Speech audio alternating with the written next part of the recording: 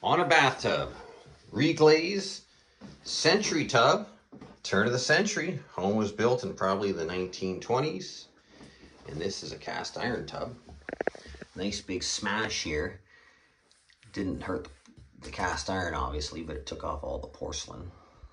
That's how thick your porcelain is on these tubs, you see that? And obviously you can see it was reglazed before. It was actually professionally reglazed, so all we're gonna do is feather this out.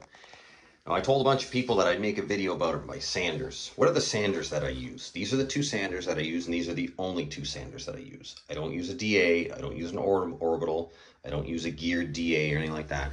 This is all I use.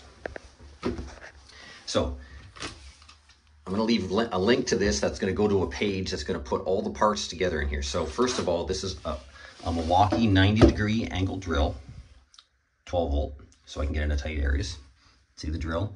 Then you've got your core drilling bit here that is 5/8 11 thread that goes into here. This is the backer pad, so you need this part which has a stem that goes into your drill chuck. And I'll leave the link to this that'll go to the page to show you guys how to build this type of sander.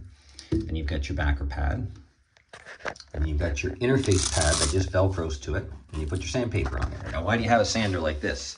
Because if you don't use the interface pad, it doesn't like bend to the contours nice of the tub. It jumps around then, right? Because it doesn't want to sand on the corners here like this. See this? See how it goes right to the corners like that? See that?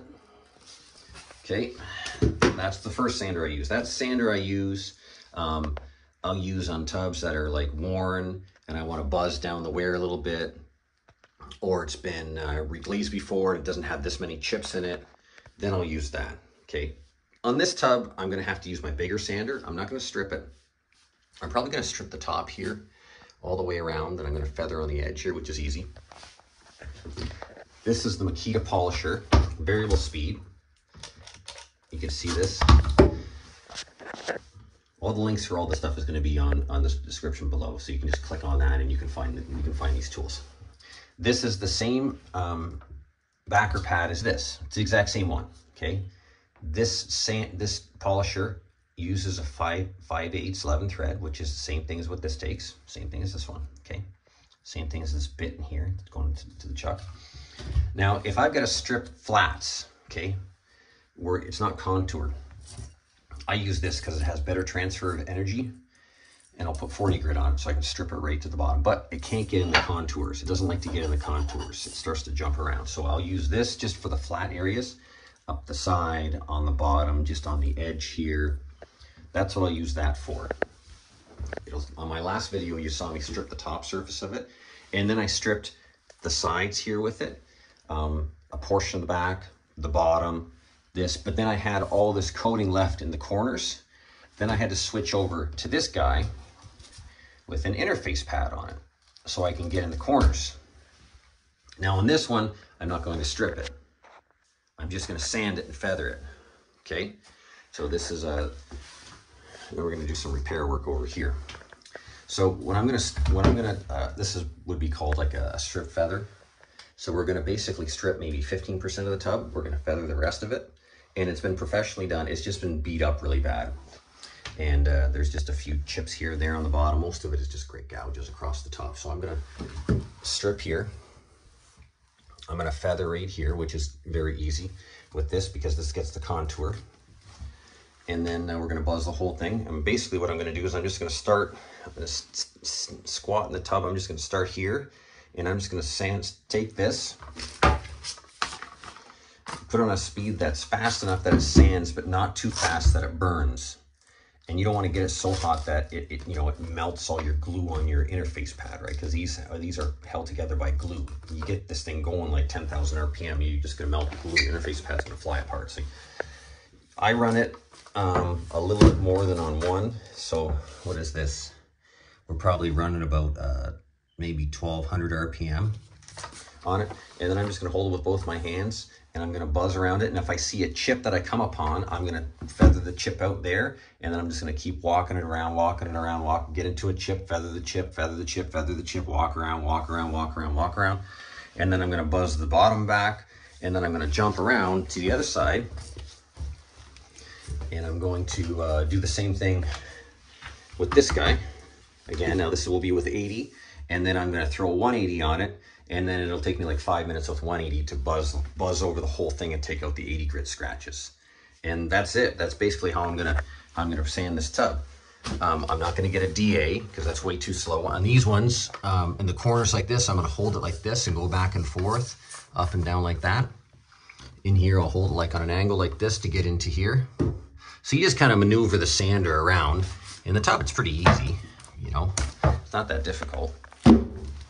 And that's it. The only drawback to this is it makes dust.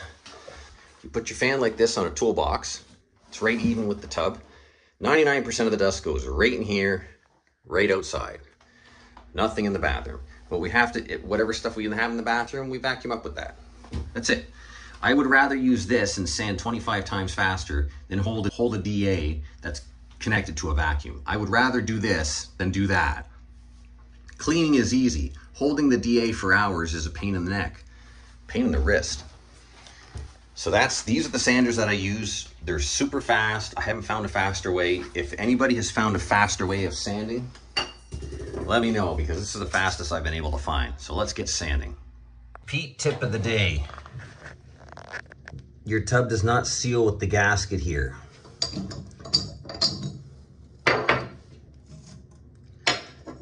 Gasket goes here underneath between the shoe and the tub.